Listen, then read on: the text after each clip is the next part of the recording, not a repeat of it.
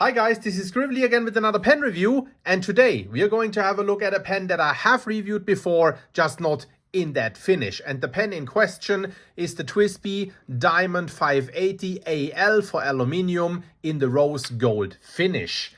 This pen has been sent to me for review by our dear friends at appelboompennen.com in the Netherlands. Go check them out. Thanks a lot for sending over that pen for review. Let's have a look at the packaging quickly first. The usual TWSBI packaging that all the Diamond 580s come in, and the eco packaging looks fairly similar. TWSBI, as said, 580 Rose Gold 2. I don't know why it's called 2, to be honest. In a fine nib, made in Taiwan. Pen comes in this beautiful plastic box with some filling, cleaning and assembly, disassembly and reassembly instructions. Little bit of TWSBI history right there. You can check that out.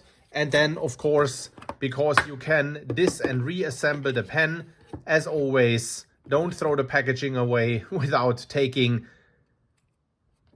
this plastic thing here out, because you do have the wrench that is used to disassemble the piston back there, and then the silicone grease in there that you can use in order to grease up your pen. That's that. Here is the pen itself. As said, the TWSBI Diamond 580 AL, because of the aluminium mechanism in there with the regular 580s.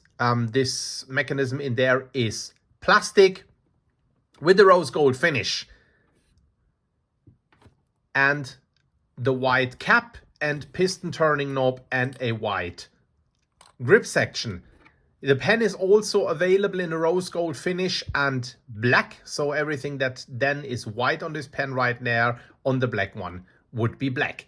They cost about 110 euros, so slightly more expensive, like 30 or 35 euro more expensive than the clear one, and a little bit more expensive than the other aluminium ones. Top of the cap, you do have the TWSBI logo, rose gold cap band here, or finial band, the rose gold clip that is relatively stiff but does work.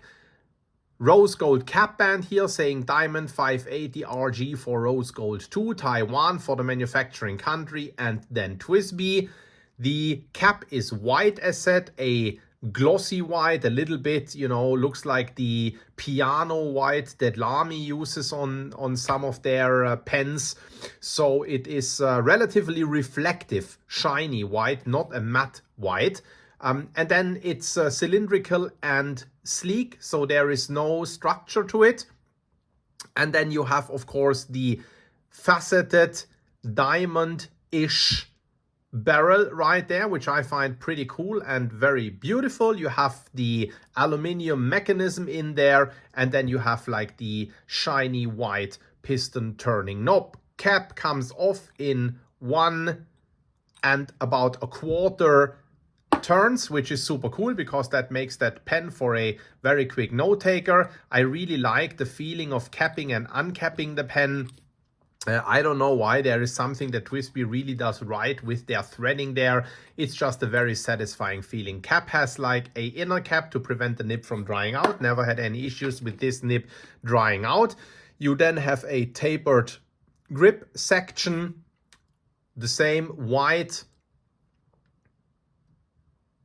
some rose gold ring right here, and then the beautiful TWSBI nib with the relatively wide nib shoulders.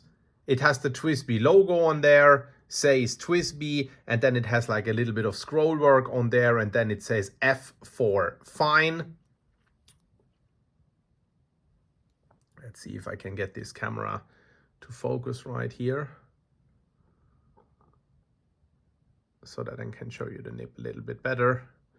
Plastic feet down here. As said, I do really like these wider shoulders on this TWSBI nib. Just makes it look ever so slightly larger. The nib of the Eco looks different. I do prefer this one. Threading here, rubber O-ring right here to ensure tightness of the cap. And then as said, it's a piston filler. You do see the piston mechanism right here. I filled this pen with Caran d'Ache Ultra Violet, which is really nice. And of course, the cool thing is with these piston fillers that, or these transparent piston fillers, that whatever ink you fill them with, they do appear ever so slightly different. The size is very, very nice. I'll do a size comparison in a moment. Lays very nice and very balanced in my not very tiny hands. But I believe if you have larger hands or a little bit smaller hands, this pen will work very well for you as well. As said, size comparison to my standard size reference pen, which is a Lamy Safari. Pretty much exactly the same size kept. Uncapping. Picture doesn't change very much, pretty much exactly the same size. That's what I meant when saying that I think that that pen will work very well for a lot of people out there, because, you know, the Lamy Safari is a pen that, apart from the triangular grip section, does work for most people. Let's again see that I get the camera into focus. There we have it. Nib comparison a little bit, so you see that. Nice wide nib shoulders. Very good. Very good looking and very nicely writing nib. As we are talking about that, let's get into a writing sample. This is a steel nib, if I haven't mentioned that before. Let me zoom in a little. But it's a very pleasant steel nib, a very springy and bouncy steel nib, which gives you a very cushioned and nice writing feeling, a little bit reminiscent perhaps of some of these 14K Pilot nibs, which is nice. So there we go with the writing sample. TWSBI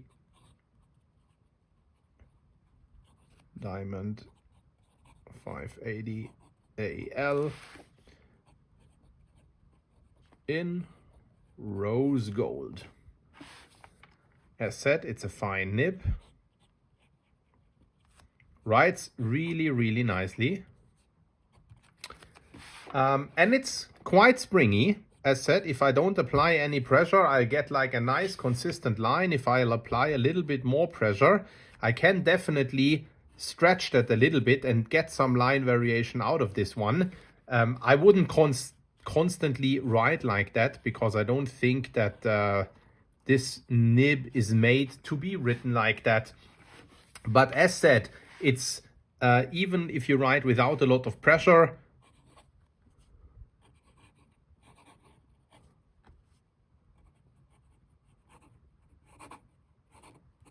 this is a very nice and springy writing experience. Very cushioned, very bouncy, very nice, but still very precise. So as said, it's a fine. I would say it's like a true to the size Western fine nib. Let me just give you two quick references right here. Pelikan M400, fine. Of course, this is a gold nib, which has a little bit more give to it. And of course, the ink is a different one, but like I think you do get the idea. The Pelikan fine nibs normally do run on the slightly wider side, and you see that it's a bit wider. And then here we have like a Pilot 823, that's also fine. 14K gold nib, that's a Japanese fine. And you do see that without applying any pressure, this is definitely a little finer. So with that said, I think we can conclude that this TWSBI 580 in rose gold that we had right here is pretty much true to size. Hey guys, that was that with the review of this rose gold finish Diamond 580. I think it's like a super cool looking pen. The rose gold definitely gives it this little extra. I do like it a lot. Thanks to Joost and the other set Appelboom pen for providing this pen here for review this time. Thanks for watching, and I'll see you at the next review. Ciao, ciao.